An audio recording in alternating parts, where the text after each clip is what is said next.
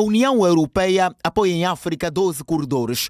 O corredor do Lobito é considerado prioritário dentro da estratégia global Gateway. É por meio desta estratégia que a União Europeia e países membros mobilizam recursos e duplicam investimentos para garantir mais empregos, oportunidades de rendimento para jovens e mulheres e melhorar o acesso à energia e à água. O corredor do Lobito já está a funcionar e a funcionar como um consórcio europeu, tanto no transporte como na parte do porto de Lobito. A concessão que foi também para uma empresa europeia e, portanto, é realmente a nossa prioridade é que o corredor do Lobito funcione e possa funcionar em todas as suas valências como um corredor económico, onde o que nós consideramos ser aquilo que é uma abordagem de 360 graus, onde a parte social, económica, a sustentabilidade são absolutamente importantes para as populações locais e, portanto, dar a estas populações a energia necessária, a digitalização, a criação de cadeias de valor. Aqui também vamos ter um projeto que é o AgroInvest, que é um projeto de 50 milhões de euros para apoiar exatamente tudo o que seja as cadeias de valor agrícolas e, portanto, vai ser através também de microfinanciamentos para os pequenos agricultores. A União Europeia está a implementar e vai continuar a criar outros projetos que vão impactar positivamente a vida das populações locais, províncias vizinhas e da região de forma geral. No corredor Lobito temos, como eu estava a dizer, a parte da formação, um projeto sobre a formação profissional, outro sobre a agricultura, vamos ter um sobre a energia também, e temos também do ambiente, a proteção do ambiente com o parque os parques por onde o corredor Lobito passa.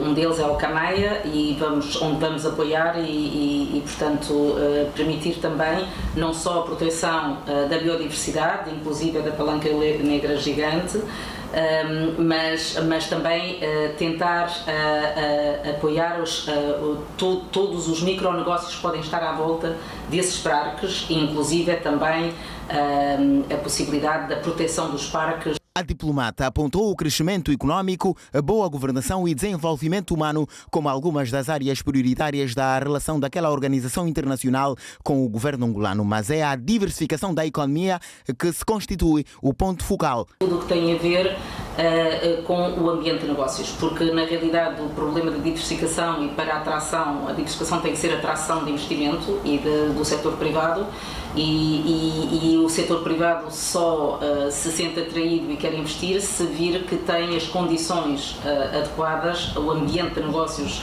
necessário para poder exatamente fazer o seu investimento e que tenha um retorno e que possa, obviamente, nesse retorno do seu investimento, poder tirar as divisas, poder ter realmente, em termos de justiça, um ambiente que seja propício em caso que tenha que recorrer à justiça. Portanto, tudo isso são elementos muito importantes que têm de ser muito trabalhados, onde, como disse, já há algum trabalho feito, mas ainda há muito a fazer e nós estamos a acompanhar, a pedido das autoridades, estamos a acompanhar esse processo. Entretanto, a informalidade ainda corrói o desenvolvimento económico e, neste aspecto, o PREI, Programa de Reconversão da Economia Informal, destaca-se entre as inúmeras iniciativas do governo angolano tendentes a formalizar a economia, facilitar a criação e legalização de novos negócios e gerar mais rendimentos. Nós tivemos um programa de apoio orçamental durante este programa financeiro de 21 a 27, de 53 milhões de euros, exatamente para apoiar tudo o que seja a economia informal. E onde foi criado, inclusive, o guichê único para que as empresas possam portanto, fiabilizar e passar do informal ao formal, onde as expectativas foram ultrapassadas. Tivemos 15 mil empresas a fazer a sua inscrição. E portanto, esse foi um apoio que nós fizemos em termos de capacitação, assistência técnica e que terminou em dezembro do ano passado. Depois temos outros projetos ligados com a economia circular, portanto, tudo o que tem a ver onde também tem uma parte exatamente da formalização, A economia circular tem a ver com tudo o que é os resíduos urbanos, que vai ser implementado aqui em Luanda e arredores, e outro também sobre a economia azul, ou seja, tudo o que tem a ver também com a formalização de todos os pescadores artesanais e de tudo o que tem a ver exatamente com o empreendedorismo, as micro, pequenas e médias empresas. O guichê único da empresa é a porta de entrada do investidor e o caminho para a redução da informalidade econômica. Tem nova identidade visual e apresenta-se com serviços simplificados e redução de procedimentos para a criação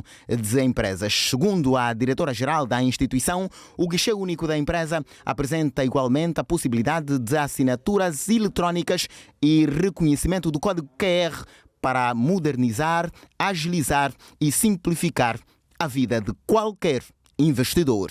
Para ter a sua empresa legalizada, o primeiro passo foi uma pessoa singular, tem que ter a cópia do bilhete atualizado, que também já é o mesmo número do NIF, que também deve estar atualizado, e dependendo então daquilo que for o tipo societário que vai escolher, tem um valor emolumentar a pagar. Se forem sociedades angolanas, que vão entrar como sócias, então tem que ter a certidão comercial, que também já vem com o seu NIF, vai fazer uma ata que os sócios vão reunir para poder então deliberar a entrada dessa sociedade na empresa, e os documentos, se forem as cópias dos bilhetes dos sócios, né, se for no caso de pessoas singulares. Se forem estrangeiros, tem que trazer o documento da empresa mãe fora do país, né, e reconhecido ou na nossa embaixada ou então aqui no Mirex.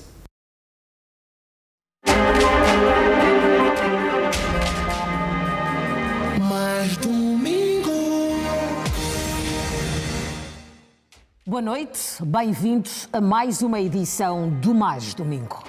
Boa noite. Durante hora e meia vamos conferir as linhas essenciais da atualidade neste domingo, e um dos destaques hoje passa pela segunda volta das eleições presidenciais em Portugal. O substituto de Marcelo Rebelo de Sousa deverá ser conhecido hoje ou amanhã, porque hoje estão a ser realizadas a segunda volta das eleições presidenciais. Por isso, vamos até Portugal para percebermos da nossa equipa de reportagem quais são, neste momento, os momentos que marcam esta segunda volta das eleições em Portugal. Luís Caetano, boa noite, bem-vindo. Segunda volta com Portugal mergulhado em cheias, muita chuva por causa das 3 depressões que atingiram o país durante esta semana. Como é que os portugueses estão a viver este dia de eleições? Isso é segunda rumor, volta das eleições sujeito a presidenciais. confirmação. Boa noite, bem-vindo. Vamos agora dizer que é intercâmbios 58 a 70, o outro 30 a 30. É parecidíssima com a nossa. Boa noite, Se for assim, Paulo Duda. Boa noite aos é o telespectadores da televisão Broco da pública de Angola. De facto, um dia muito especial para os portugueses. Vão conhecer o 6º presidente depois do 25 de Abril, saber quem vai ser o sucessor de Marcelo Rebelo Costa, Marcelo Rebelo de Sousa, que vai ser conhecido esta noite. Portanto, o seu sucessor, 2 candidatos que estão nesta corrida, António José Seguro e André Ventura. Nós estamos aqui na redação da CNN Portugal, a acompanhar esta noite eleitoral que vai arrastar-se até a madrugada. Estamos aqui a sentir como os profissionais desta cadeia de televisão têm a máquina afinada para que possam fazer o seu trabalho e informar pontualmente aos telespectadores. Também temos uma outra equipa na redação central da RTP, Rádio Televisão de Portugal, que também está a testemunhar esta noite eleitoral aqui em Portugal. Para já, projeções que dizem que cerca de 37% a 42% é o número da abstenção nesta segunda volta das eleições presidenciais. A afluência a rondar os 45%. Vamos falar com o Nuno Santos. Nuno Santos é o diretor da CNN Portugal. Nuno, boa noite. Boa noite. Uma noite sempre especial. Bem-vindos. Obrigado, muito obrigado. Uma noite especial. O que é que a CNN tem preparada para os seus telespectadores esta noite? Bom, nós temos aqui uma grande operação que está centrada em Lisboa, mas que na verdade conta com os contributos das várias equipas pelo país. Como estamos na segunda volta, há duas figuras centrais, que são os dois candidatos que chegaram à segunda volta. Em circunstâncias normais eles estariam em Lisboa, mas um dos candidatos, que é aliás o candidato favorito, o António José Seguro, tem a sua base, digamos assim, nas Caldas da Rainha, porque é o sítio que ele escolheu para viver. Ele esteve fora da vida política mais de 10 anos. Ele vive nas Caldas da Rainha, que fica aqui a cerca de uma hora e um quarto de Lisboa. Portanto, uma parte da nossa equipa está lá. E depois há uma operação com os dados, uma sondagem à boca da urna. No momento em que estamos a falar, falta poucos minutos para recebermos essa sondagem e depois para darmos nota dela aos nossos espectadores, e uma noite também que é de análise e interpretação dos resultados. E eu acho que a pergunta que os portugueses e muitos dos que nos seguem em Angola, a CNN é muito seguida em Angola, eu sei isso, fazem é o que é que vai acontecer a seguir, porque no fundo fecha-se aqui um ciclo. Acaba a presidência de Marcelo Rebelo de Sousa e abre-se um novo espaço para um novo presidente, num momento que é também de alguma polarização da vida política, e essa é talvez a principal interrogação, que é o que é que vai acontecer a seguir. Nuno, a tempestade afetou até certo ponto a vossa logística para a cobertura eleitoral, Sim, as enchentes. vamos ver. Como é que vocês prepararam esta situação? Nós, na semana que passou, estivemos mais concentrados, porque essa era também a demanda dos espectadores. Estivemos mais concentrados com equipas, com a operação a cobrir esse comboio de tempestades, como foi chamado, e ainda não acabou, que atingiu primeiro a zona centro do país, depois desceu, chegou mesmo ao sul, Alentejo, Algarve, agora está a subir outra vez. Hoje esteve um dia mais calmo, mas parece que vai piorar na terça-feira, tanto quanto se diz, e isso obviamente obrigou a mover meios, equipas. Houve um grande esforço, é o normal,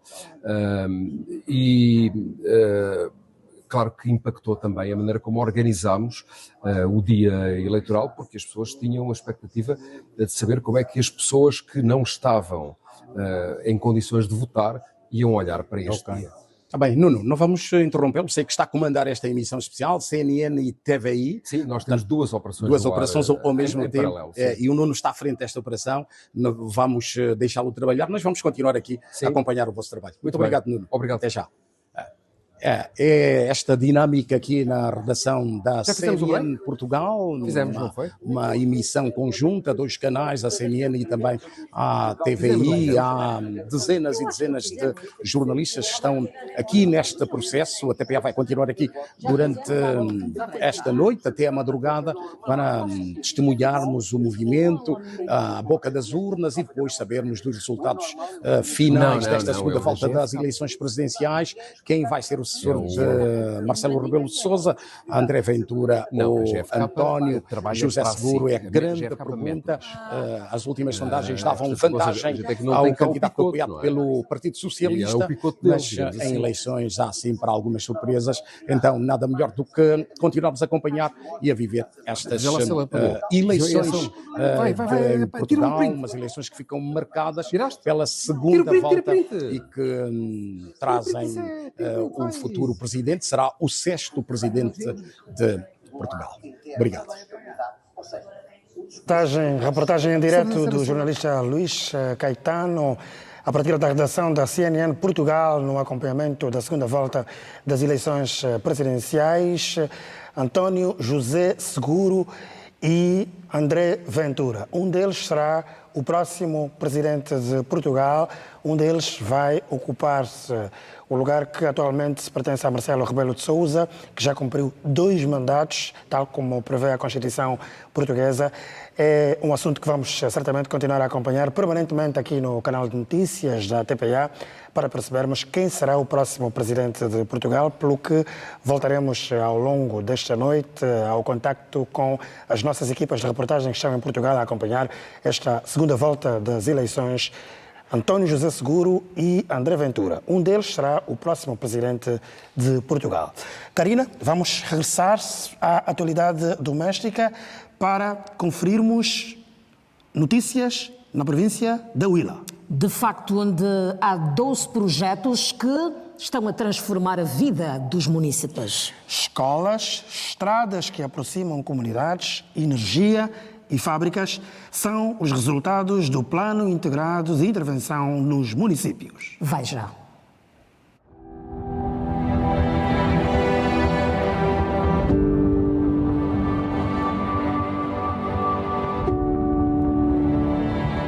No município de Ampata são as comunidades que contam a história da mudança. Lá no Lubango eu estava à procura para terminar a minha formação, né, para fazer o médio, e ao chegar lá para o INEU vi que já estava mesmo muito cheio, muito ocupado, mas alguém me disse que há uma nova escola cá na Ampata e é uma escola de formação para professores. Sabendo que o meu sonho sempre foi ser professora, por isso escolhi vir fazer a inscrição aqui e foi uau. Antes as condições que a gente avizinhava eram umas condições precárias e péssimas. Na verdade, é uma escola feita no projeto do PIN, é uma escola que vem ajudar atualmente a comunidade, mas antes, de alguma maneira, as pessoas viviam com muita dificuldade. O acesso à educação era muito, mas muito difícil. 12 projetos foram implementados no âmbito do PIM, impactando diretamente a vida de milhares de cidadãos. A educação ganhou novo fôlego com a construção de escolas do ensino primário e secundário, que hoje acolhem alunos não apenas da comunidade, mas estudantes vindos de vários pontos da região sul do país. O seu surgimento tem salvaguardado algumas necessidades, sobretudo na oferta formativa. Nós temos estudantes, oriundo de alguns pontos da nossa cidade de Lubango, não é só, mesmo do país. Esta escola é uma amostra de que o grito de socorro desta comunidade foi atendido. Hoje, jovens encontraram aqui uma nova oportunidade para dar continuidade aos seus estudos na área de formação de professores. No setor da saúde, a Comuna das Neves conta agora com um centro que aproxima os cuidados médicos das famílias na comunidade, reduzindo distâncias e salvando vidas. O Hospital Municipal da Ampata foi reabilitado e apetrechado, passando a oferecer novos serviços e outras valências que reforçam a assistência médica e garantem atendimento mais digno e eficaz à população. As estradas também mudaram o cotidiano. Na sede do município, a asfaltagem melhorou a mobilidade urbana, enquanto no interior a terraplanagem abriu caminhos, antes quase intransitáveis. Mas é a energia que simboliza uma nova etapa. A construção de uma subestação elétrica permitiu mais de 19 mil ligações domiciliárias, beneficiando igualmente fábricas e impulsionando a economia local. O impacto foi positivo, visto que a nível de escolas ou infraestruturas escolares, nós tivemos 4 escolas de 7 salas de aula, 2 escolas de 12 salas de aula, que beneficiou mais de 5 mil alunos, fazendo um total de 64 salas de aula. No PIM nós conseguimos ampliar o hospital municipal, que ontem com 20 camas, hoje com uma capacidade de 80 camas no hospital. Um hospital que alberga também um bloco operatório e temos outros serviços dentro do hospital municipal. Aqui, na Ampata, os números do PIM ganham rosto. São estudantes, pacientes, trabalhadores e famílias que hoje vivem com mais dignidade, provando que quando o investimento chega, o futuro acontece.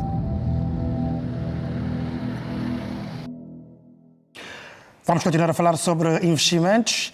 As cachoeiras do Nzagi e Luhua, no município do Puri, estão, nesta altura, entre os principais polos naturais da região de atração turística. Voltada ao esquecimento, clama por investimentos privados para o fomento do ecoturismo.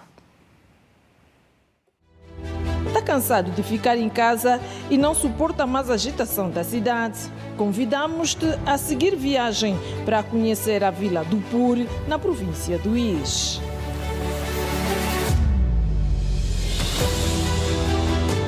A 90 quilômetros da cidade capital da província. Um percurso feito em 1 hora de estrada asfaltada. Durante o percurso, o visitante tem o privilégio de observar as aldeias que preservam a identidade do povo e uma vegetação de encher os olhos. Com cerca de 50.000 habitantes, o município do Puri tem uma pequena vila, mas acolhedora. Implementamos o projeto Sexta-feira Ecológica, em que também os munícipes, tanto o coletivo todo da administração, tem abraçado. Nas sextas-feiras temos saído para a nossa limpeza. Temos os ecopontos, que seleciona-se tanto os resíduos orgânicos, não orgânicos, nos seus respectivos tambores. Como estamos ali a ver já, temos ali os tambores de papéis, de vidros, os munícipes todos estão mobilizados. No meio da floresta estão as cachoeiras do Rio Nzadi, localizada na aldeia Kinzambi. Nós temos preservado esse lugar para que visitem sempre. Falamos sempre com a administração, sempre ele presta muita atenção, embora é muito longínquo, mas nós vedamos sempre o esforço de capinarmos os caminhos para podermos fazer visita. As crianças da vila são os guias turísticos voluntários e espontâneos. São precisos mais de 20 quilômetros para encontrar as cachoeiras do rio Luhua, na aldeia Calumbo. A pressão da água entre as rochas encadeadas, associadas à piscina natural, cria um espetáculo vislumbrante. É muito bonito, o espaço precisa de mais pessoas conhecerem esse local, para então, em conjunto, unirmos ideias, o que é que podemos fazer nesses locais para com que atraímos a população e cheguem mais aqui, para poder desanuviar um pouquinho. O relaxe e o ar puro completam a maravilha da natureza. O município do Puri tem 5 pontos naturais cadastrados. O acesso ao local é um desafio para a administração municipal. Que haja financiamento para fomentarmos o turismo. E sabemos também, se nós fomentarmos o turismo, teremos um impacto tanto econômico e tanto social. Na senda das descobertas, conhecemos as cachoeiras do Rio Nzadi e as cachoeiras do Rio Luhua. Obras da natureza que carecem de investimento para o fomento do turismo sustentável. Aqui fica o convite. Se vier ao Ix, não hesite em visitar as cachoeiras do Rio Luhua e do Rio Nzadi. As imagens são de Osvaldo Panzo, edição de Pedro James, André Daniel, Mateus Moisés, Maria de Fátima, no município do Puri. Em várias épocas do ano, vários visitantes nacionais e estrangeiros escolhem a Lucira para momento de lazer, descanso e contacto direto com a natureza. Além das praias acolhedoras, a Lucira é reconhecida como uma das melhores baias do mundo, característica que reforça o seu potencial turístico e também ambiental. Por isso, a administração local quer atrair investidores nacionais e estrangeiros face às condições naturais favoráveis que a Bahia oferece para passeios costeiros, observação da vida marinha, pesca artesanal e turismo sustentável. A Lucira apresenta-se também como local de excelência para a prática do turismo, graças a uma costa deslumbrante e paisagens naturais únicas que permitiram que fossem catalogadas até ao momento 16 importantes pontos de atração turística. A vila sede está entre as margens da Baía da Lucira ou Baía de Santa Marta, local importante para a pesca e para a prática do ecoturismo e turismo desportivo. Além das praias acolhedoras, a região é reconhecida como uma das melhores baías do mundo, característica que reforça o seu potencial turístico e ambiental. A Lucira tem terra, mar e sol. Isto já é o turismo em si. Muitas geografias do mundo não têm esta possibilidade que a Lucira tem. Nós temos muitas praias e praias especiais. Nós temos aqui, numa das nossas praias, que está aqui mesmo dentro da Vila Sede, uma santa que está no meio do mar. Esta tem sido a maior atração turística aqui da Lucira. Temos também o farol da Santa Marta, onde está agregado aí o projeto Quitabanga, porque tem aí as tartarugas. Dizer que este farol é centenário, fez 100 anos no dia 26 de setembro de 2025, então temos estado a divulgar também o máximo e atrair daí a turistas. As zonas de atração turística estão localizadas em pontos estratégicos, cuja dinamização, através de projetos integrados, permitirão a inclusão e valorização de recursos para a melhoria da qualidade da vida da população. A administradora Marília Inácio defende a necessidade de maior investimento em infraestruturas, preservação ambiental e promoção turística, de modo a garantir um desenvolvimento sustentável que beneficie as comunidades e conserve o ecossistema natural. A nossa maior preocupação no setor do turismo começa na reabilitação de infraestruturas. Aqui estamos a falar da água, estamos a falar da energia, estamos a falar de melhorar a qualidade de comunicação. Nós temos, a partir da nossa comuna de Bentiaba, por via da Unitel, o 5G. Mas precisamos melhor espalhar para que o turista aqui ao chegar consiga se sentir confortável. Depois temos a situação da Estrada 100, que dizia na informação anterior, que liga o município da Lucira e o município de Dombe Grande. Portanto, temos ainda aí 54 quilômetros de estrada que precisam ser trabalhados, sendo este também o garante de atração para que tenhamos aqui turistas. Vou convidar outras pessoas, vou convidar alguns amigos, alguns parentes para passar um final de semana aqui no município da Lucira. Porque isso é uma zona turística, nos criar o potencial que faz sentido mesmo que a Lucira é zona turística. E temos aqui também recursos minerais.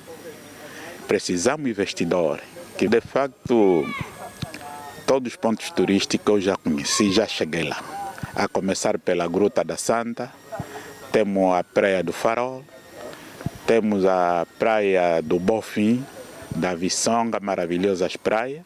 E a imagem que eu levo e transmito aos outros é que venham mesmo conhecer.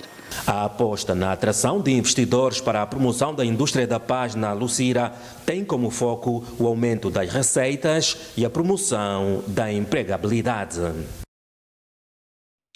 Vamos continuar no litoral, desta feita mais a norte, em Cabinda, para conhecermos a história de 4 primatas da espécie chimpanzé que chegaram ao Parque Nacional do Mayombe, onde serão reabilitados antes de regressarem ao seu habitat natural. Os animais foram resgatados de cativeiros nas províncias do Bengo e também Luanda, numa ação conjunta entre o Instituto Nacional da Biodiversidade e áreas de conservação e também uma ONG.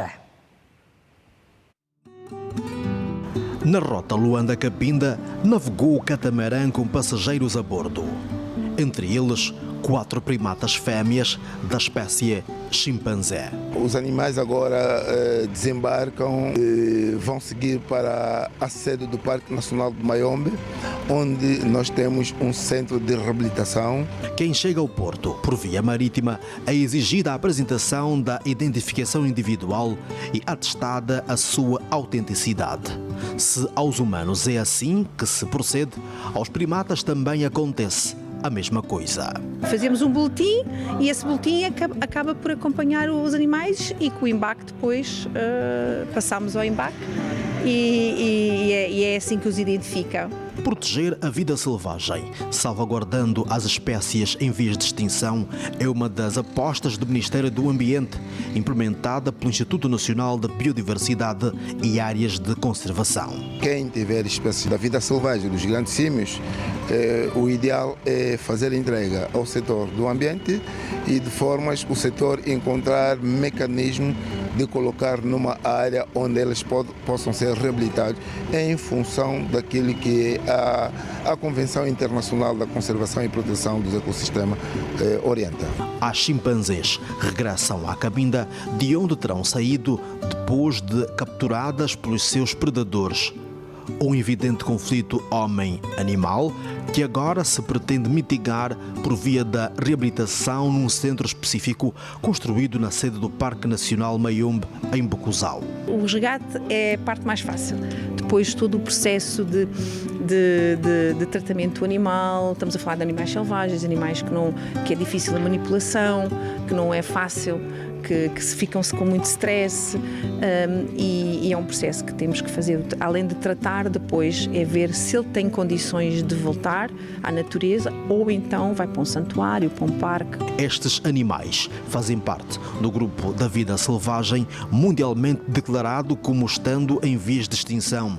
Foram resgatados em cativeiros domésticos nas províncias de Luanda e Bengo. Resgatamos todos os animais, mas isso é já um trabalho complexo, é um trabalho já longo e que não é fácil, porque as pessoas não querem nos dar os animais. Há outras pessoas que nos entregam. Da cidade de Cabinda, os animais e a equipa que os acompanha rumaram com destino ao município de Bocuzal.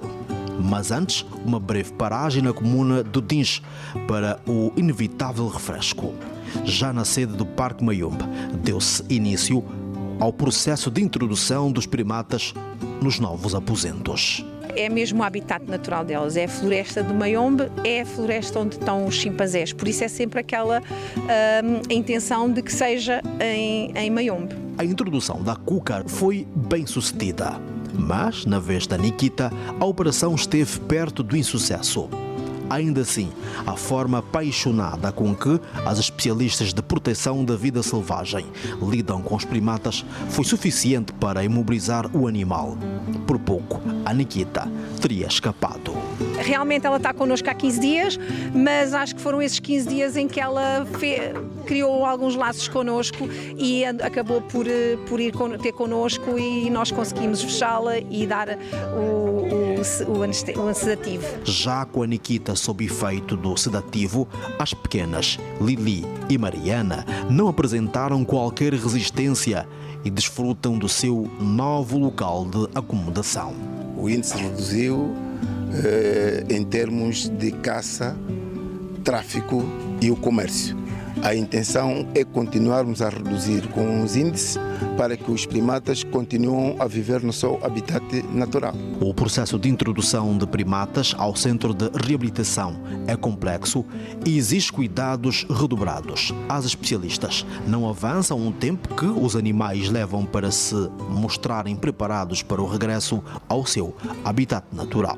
Tudo vai depender do próprio comportamento dela e delas e da habituação que elas tiverem. Claro que num espaço maior, elas depois vão poder desenvolver mesmo o comportamento natural delas. Em Angola, a proteção da vida selvagem é da competência do Ministério do Ambiente, atribuída ao Instituto Nacional da Biodiversidade e Áreas de Conservação, INBAC. Temos muitas estratégias boas no que visam aquilo que é a conservação, principalmente na proteção das espécies e um comprometimento também com os outros setores. Tivemos grandes parceiros aqui, que é a Angofauna Wildlife Rescue, que nos ajudou muito e que tem nos ajudado muito naquilo que não só o combate, mas também naquilo que é a recuperação das espécies que são mantidas em cativeiro. Os novos inquilinos do Parque Nacional Mayombe encontram fiscais e 3 cuidadoras. A estas cabe doravante alimentar os 4 membros da família de primatas e dar-lhes carinho e hospitalidade que merecem até a completa reabilitação antes de regressarem ao habitat natural.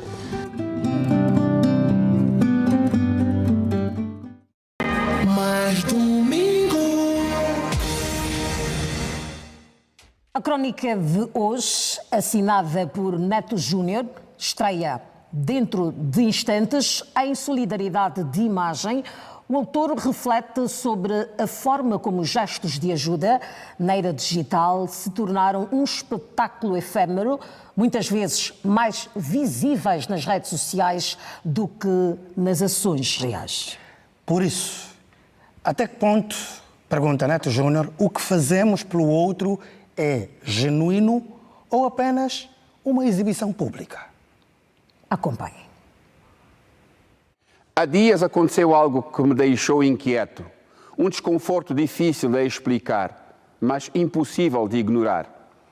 Faço parte de um grupo do WhatsApp, um desses grupos onde se fala de tudo, política, futebol, banalidades do dia a dia, opiniões fortes e memórias partilhadas.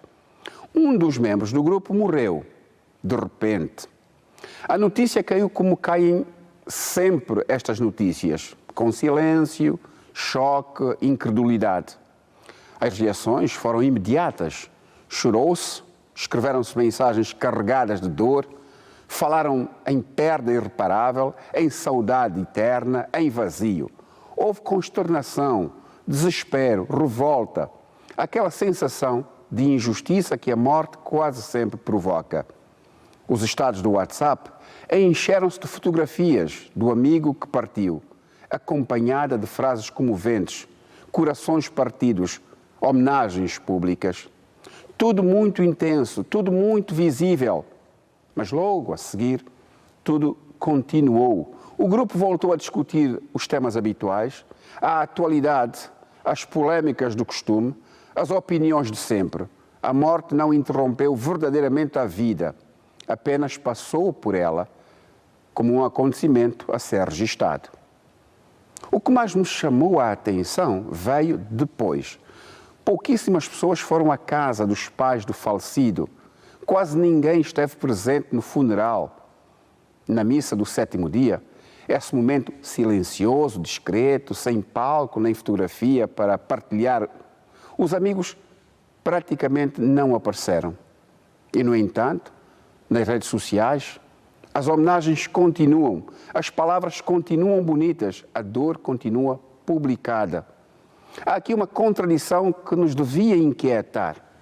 Vivemos um tempo em que a solidariedade parece muitas vezes mais um ato de afirmação social do que um compromisso humano. Uma solidariedade performativa. Chora-se onde se é visto, sofre-se onde se é validado, mas evita-se o lugar onde a dor é real, pesada, incómoda. Estar com quem sofre exige tempo, exige silêncio, exige desconforto. Não dá para editar, não dá para filtrar, não dá para sair quando se quer. E talvez por isso seja cada vez mais raro. O mesmo acontece noutros contextos. Vemos gestos de ajuda acompanhados de câmaras, comunicados, textos cuidadosamente escritos para exaltar quem ajuda. O sofrimento do outro transforma-se num cenário. A solidariedade vira espetáculo e quem sofre passa a ser quase um figurante na narrativa da bondade alheia. Não se trata de negar o valor da ajuda, mas de perguntar: quando ajudamos, estamos a cuidar do outro ou a construir uma imagem de nós próprios? A solidariedade verdadeira é quase sempre invisível.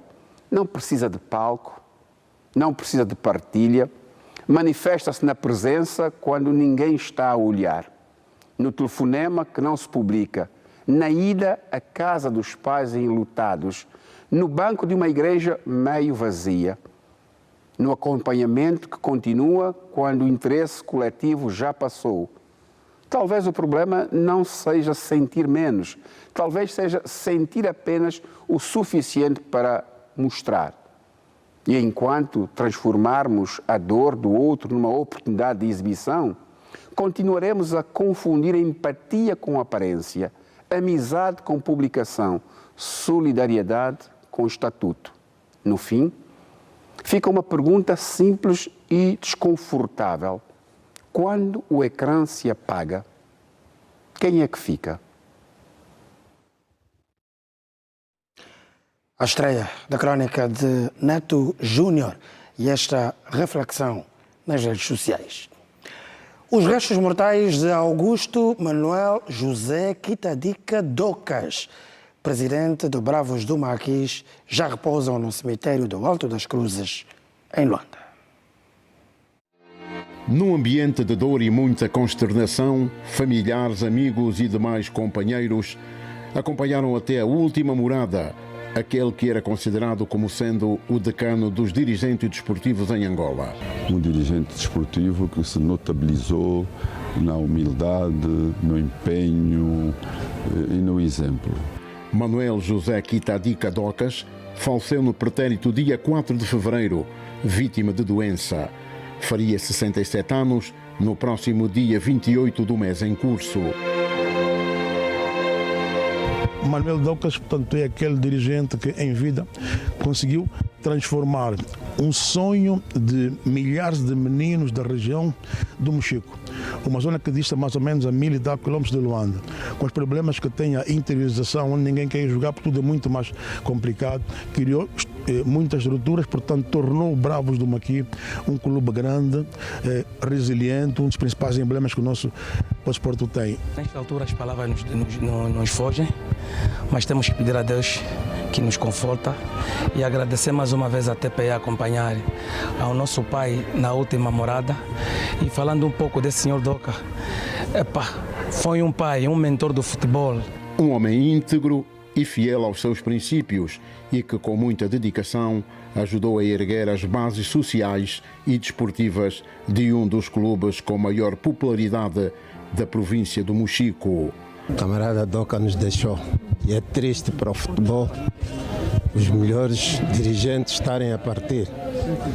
Mas é a lei da vida, estamos todos de passagem. Temos que dar coragem, trabalhar para dar continuidade ao seu trabalho. As expressões de solidariedade e sentimento eram visíveis de todos quantos se dignaram acompanhar o ato que marcou o adeus no cemitério do Alto das Cruzes. Augusto Manuel Docas deixa-nos um grande exemplo de superação e uma família humilde ao generalato. Combateu o bom combate, venceu e guardou a fé. Que a sua alma descanse em paz. A bandeira do clube marcou um dos pontos de referência perante jogadores, antigos companheiros, na hora da partida. Nunca esqueceremos e sempre teremos um grande apreço a todos aqueles que com o seu esforço tornaram possível a realização deste digno ato, com destaque para Sua Excelência General João Ernesto dos Santos Liberdade. O que vinculou entre a dor e consternação foi igualmente um adeus sem precedentes entre os familiares mais diretos. A urna baixou a sepultura com um adeus de um homem que não vislumbrou com o amor total a obra finita, particularmente no campo desportivo, onde o futebol foi mais evidente.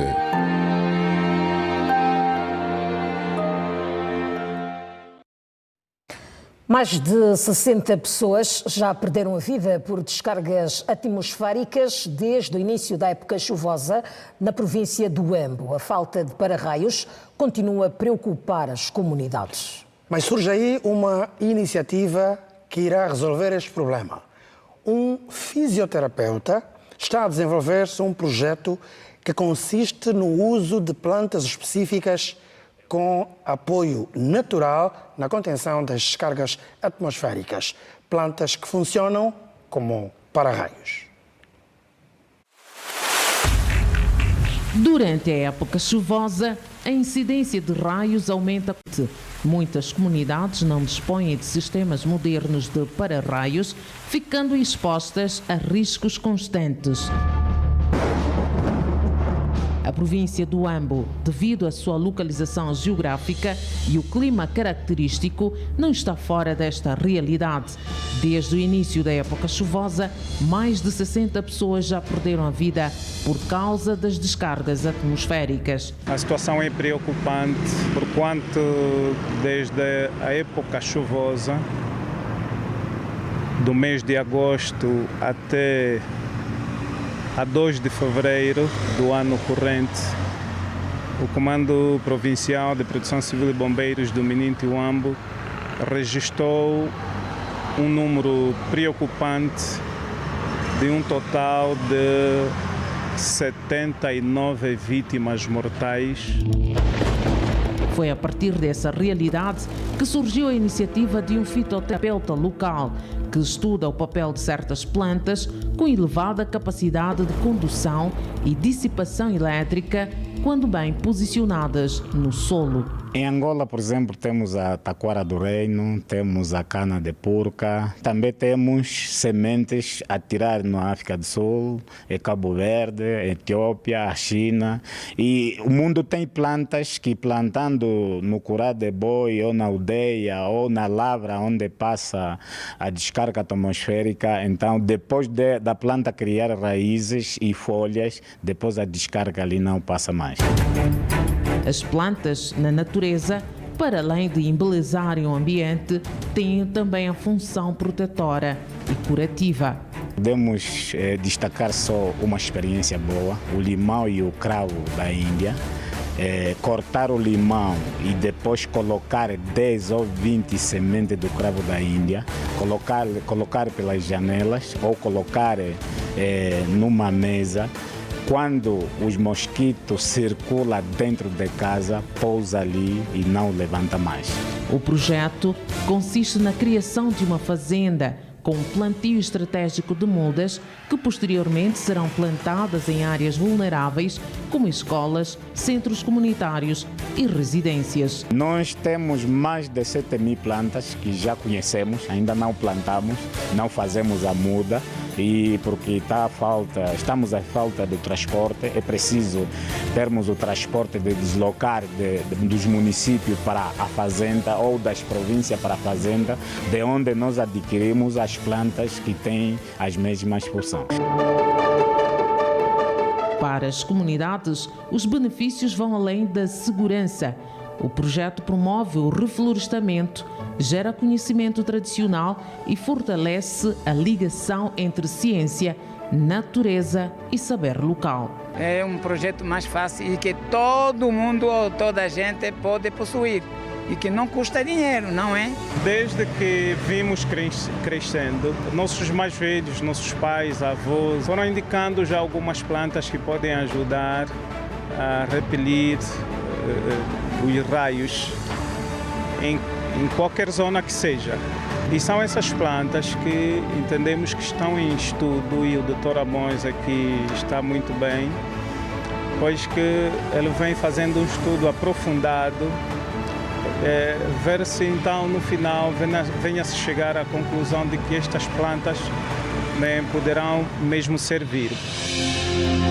Especialistas alertam que a iniciativa deve caminhar junto com medidas de prevenção, como evitar áreas abertas durante tempestades e melhorar as infraestruturas elétricas. Nós não podemos afirmar de boca cheia que a dracaena, a canabrava, a chamada londeia, o otilave, entre outros, podem realmente proteger ou repelir os raios.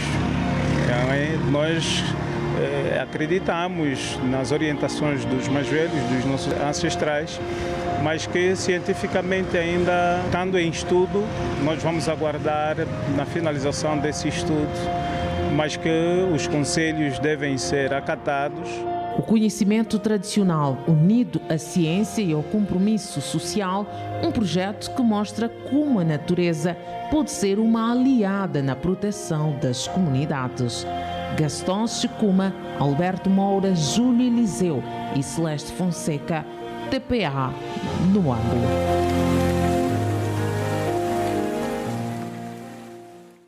E já a seguir, o tempo em Angola.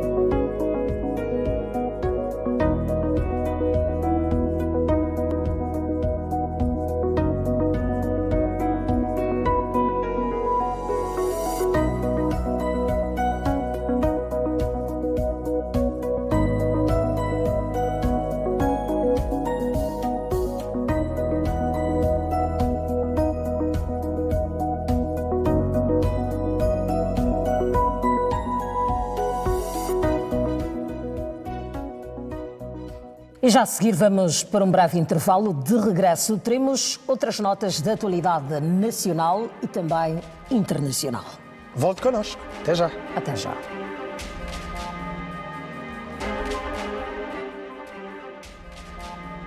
Karina. De facto, o guichê único da empresa criou várias empresas em 2025.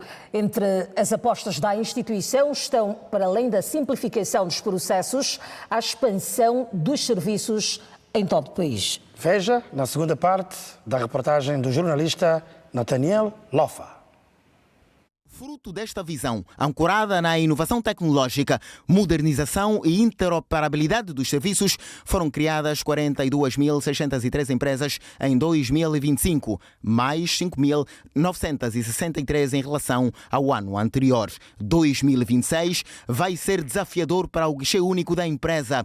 Propõe-se a facilitar a criação de perto de 55 mil empresas, mas prevê também a expansão dos seus serviços em todo o país.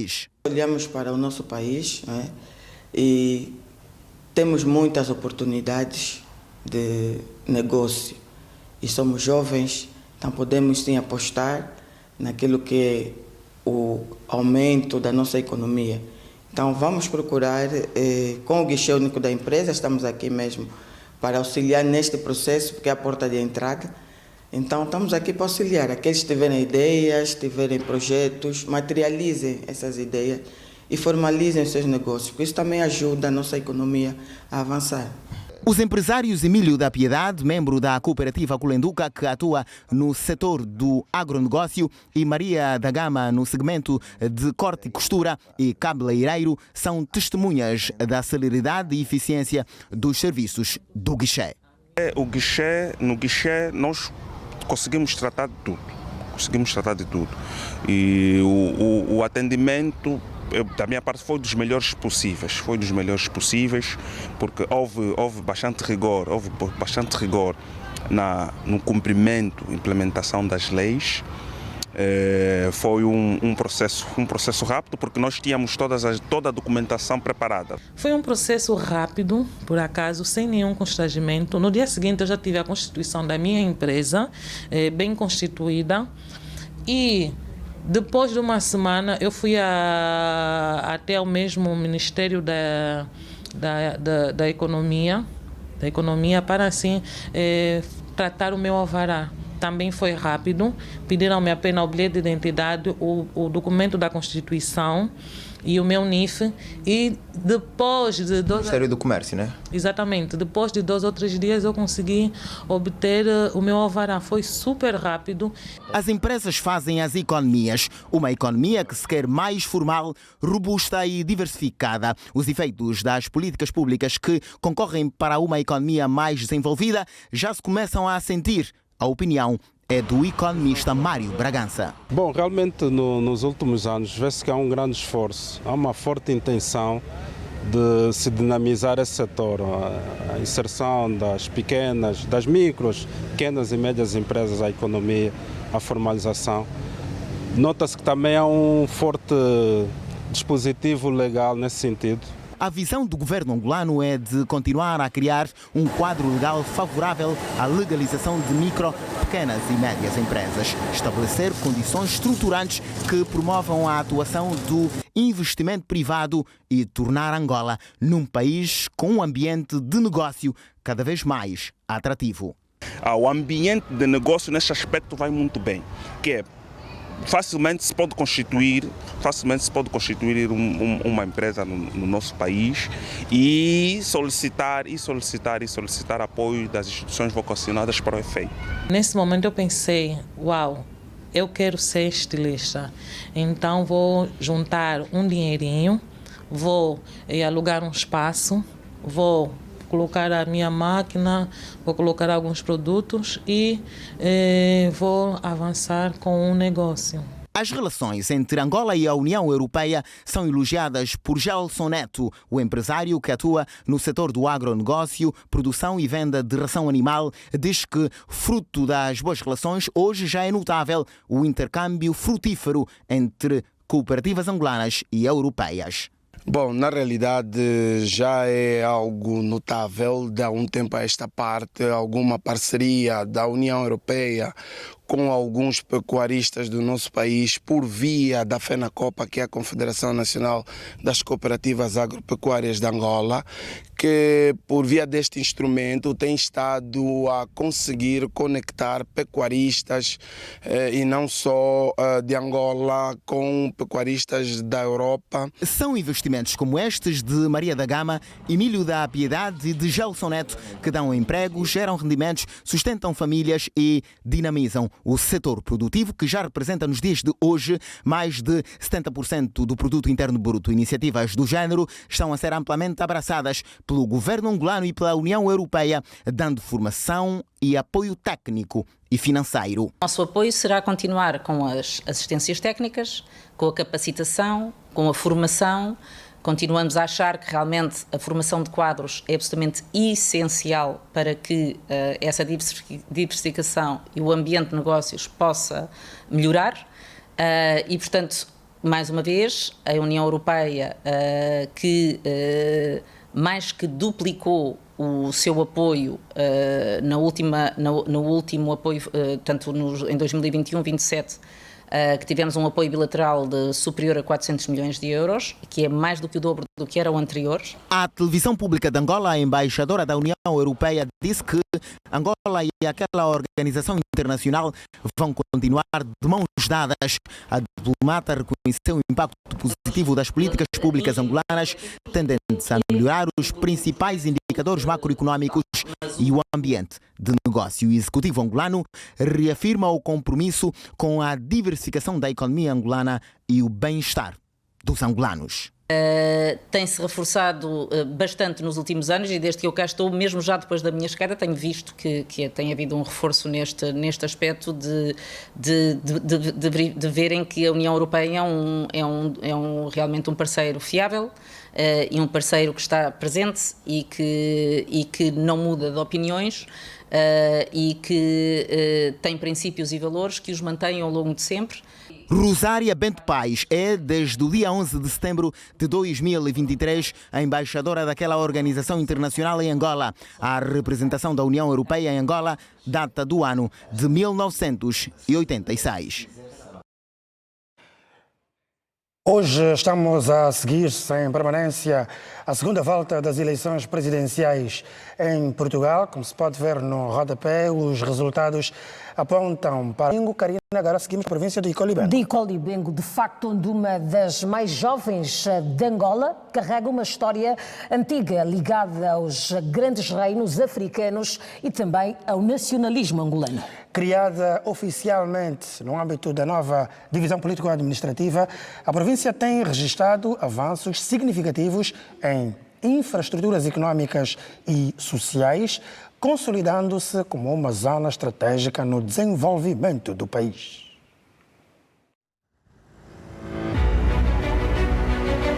Icolo-Ibengo nasce da reorganização político-administrativa de Angola com o objetivo de aproximar os serviços do Estado às populações e acelerar o desenvolvimento local.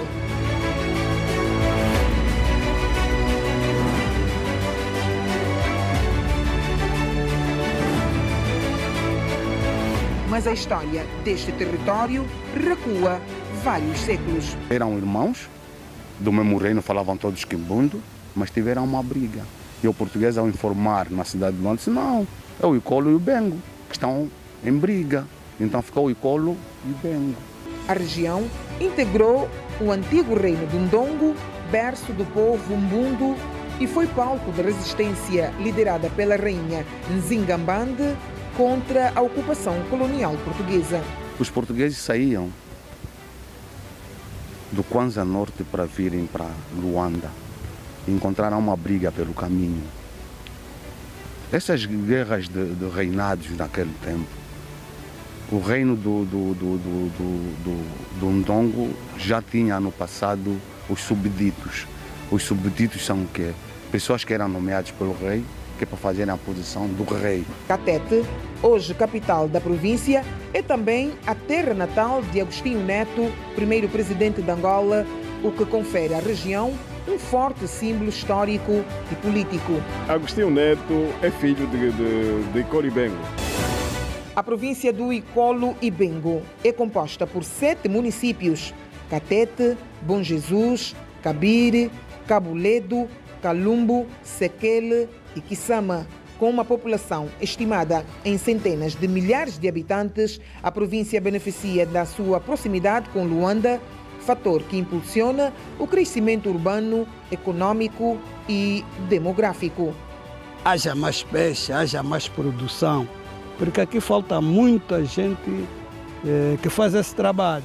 Desde a sua criação, Icolo Ibengo tem registrado ganhos importantes em infraestruturas econômicas. Foram reabilitadas e abertas estradas intermunicipais, facilitando a circulação de pessoas e mercadorias. Em jeito de vias essenciais, a nossa província é beijada por essencialmente 4. Estamos a dizer a Estrada Nacional 100, que vem ali da longitudinal do município de Cabo Ledo. Estamos a falar da Estrada Nacional 230, que é essa que nós conhecemos da Ponte do 25 até chegar a Catete, e de Catete até chegar a Maria Teresa, numa extensão de pouco mais de 53 quilômetros. Estamos a falar aqui da Estrada Nacional 110, que faz Catete, Cabala, Mushima, e depois tem um outro troço que é Mushima, Dembaxio, Mumbondo e Caxarandanda, que vai exatamente desembocar no município de Porto Ambuí, na província do Kwanza Sul. E ainda outro troço, vamos chamar mais a sudoeste, que é o Catete Kifangondo, que muito brevemente vai começar então a consignação.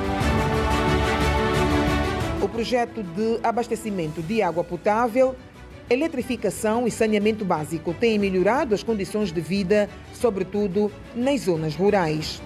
Vamos agora terminar um outro bairro, que é a Zona Verde, que vamos adquirir um PT de 250, que acho mais um mês também vamos entregar energia a este bairro e vamos fechar o município de Bom Jesus. A ideia é que não podemos ter cidadãos em Icolo Ibengo que não tenham acesso à energia da rede pública. Além do desenvolvimento material, Icolo Ibengo preserva uma forte identidade cultural mbundu, com a valorização na língua quimbundo, das tradições e da memória histórica. Em termos de literatura, como sabemos, quem lê o Anhenga, Chito e outros contos encanta-se com aquilo que aquele célebre autor, célebre escritor, escreveu a respeito de Icolo Ibengo, maiormente Catete. Icolo Ibengo é uma província, se calhar, agraciada, a melhor das 3 que surgiram no novo figurino geográfico administrativo do Estado, porque falar de Icolo Ibengo é falar do novo aeroporto, afinal o maior do país, se não da África Austral, uma infraestrutura admirável. Com uma história profundamente ligada à formação de Angola e um presente marcado por investimentos em infraestruturas econômicas e sociais, a província do Icolo Ibengo afirma-se como um território de oportunidades e de grande importância estratégica para o desenvolvimento nacional. Job de Almeida, Francisco Licronha e Lucrécia Augusto.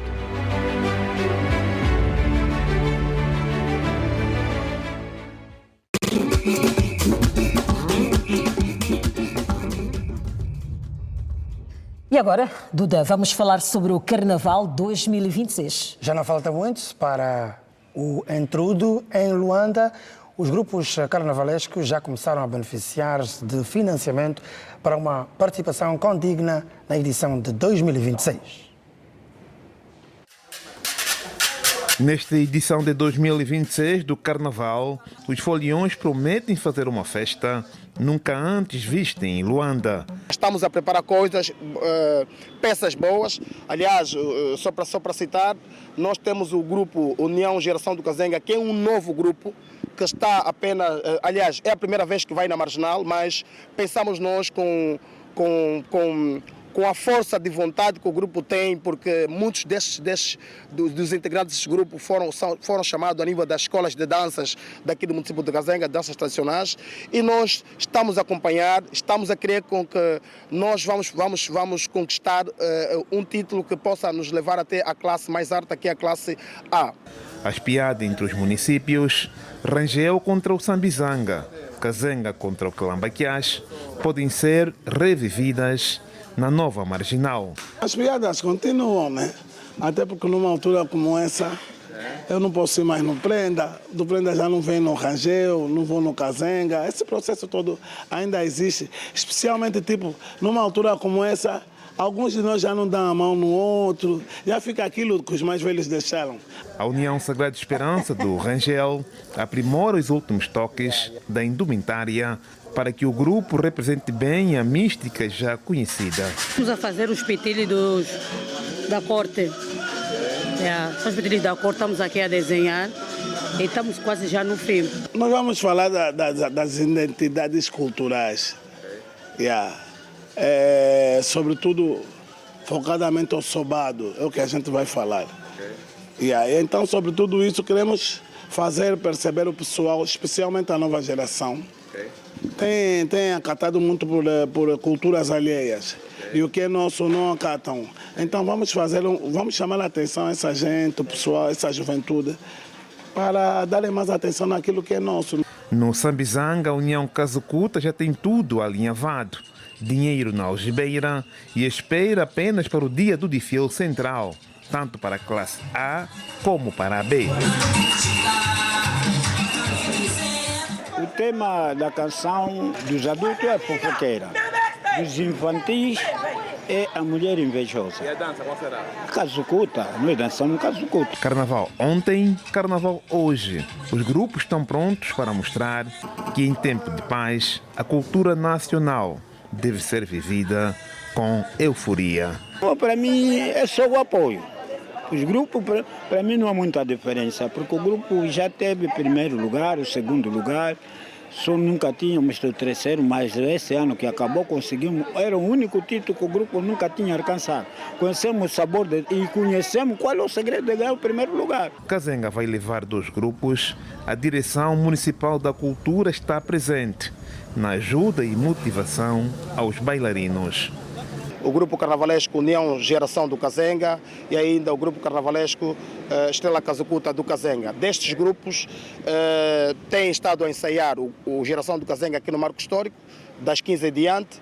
Está um outro grupo na Escola do Paiva, que é o Grupo Estrela Kazukuta do Kazenga, que também está a ensaiar na Escola do Paiva. Os grupos prometem trazer inovações dentro daquilo que é o folclore angolano e melhorar a rentabilidade do evento. O xingulamento, semba, kazukuta, a própria varina como roupa e a varina como dança. E traremos também uma das nossas vertentes que será inovação no carnaval, que é o Tianda. E depois do outro lado também temos o Maringa também, que vem do outro lado, vem do leste. Então queremos juntar o útil ao agradável. Nós ganhamos primeiro visibilidade a nível internacional e também a nível nacional. É preciso que consigamos atrair mais turistas com investimentos no setor. Aqui temos que olhar para as entidades ou empresas privadas para poderem, nos próximos tempos, injetarem dinheiro para o nosso carnaval. Aí nós conseguiremos ganhar mais visibilidade, atração e também pensarmos já na rentabilização do nosso carnaval. Quem já recebeu as verbas do governo para ajudar na compra das indumentárias esfrega as mãos de contente. E os que não devem manter vivas as esperanças. Conseguimos que há 2 edições ou 3 edições, ou 4 por aí, conseguimos que esse financiamento se dê um ano antes, no ano anterior à edição do Carnaval. Quer dizer que os primeiros subsídios nós distribuímos em dezembro, novembro de 2025 para o 2026. O restante nós vamos terminar de distribuir segunda, a terça-feira, está muito ligado à questão da execução do orçamento. Quer dizer, os valores que dizem respeito aos patrocínios, esses nós encaminhamos imediatamente, assim que temos, encaminhamos aos grupos. Os valores que provêm do governo é que é um pouco mais difícil por causa da própria execução do orçamento do Estado. O desfile central acontece no dia 17 de fevereiro e vai decorrer sob o lema Carnaval, a nossa identidade na valorização cultural. Voltamos ao assunto de destaque neste jornal, a segunda volta das eleições presidenciais em Portugal. Karina, os resultados apontam para a vitória de António José Seguro. De facto, a projeção da CNN e a TVI que aponta vitória de Seguro como presidente de Portugal. O levantamento projeta que o candidato conquistará entre 67% a 71,4% dos votos. Uma pesquisa de boca de urna estima que o candidato de esquerda, António José Seguro, será certamente eleito o presidente de Portugal, de acordo com esta projeção da CNN TVI, que prevê que Seguro conquiste 67 a 71,4% dos votos, enquanto que o candidato de direita, André Ventura, deve contar com uma votação entre os 28,6% e os 33%. Os números, como vemos, dão margem para que Seguro supere os votos conquistados pela AD nas últimas eleições legislativas. Na época, o partido contou com 31,21% dos votos. Esta pesquisa da CNN TVI, feita hoje e também no dia 8 de fevereiro de 2026, teve como objetivo identificar o resultado da votação para esta segunda volta das eleições e é também preciso destacar que a margem de erro desta pesquisa é de 0,60% para mais ou para menos, com um intervalo de confiança de 95%. E é com esta que estamos a colocar também, a encerrar esta edição. O Mais Domingo regressa dentro de 7 dias com as notas da atualidade nacional e internacional. Boa noite, fica bem. Até para a semana. Uma excelente semana. Até para a próxima.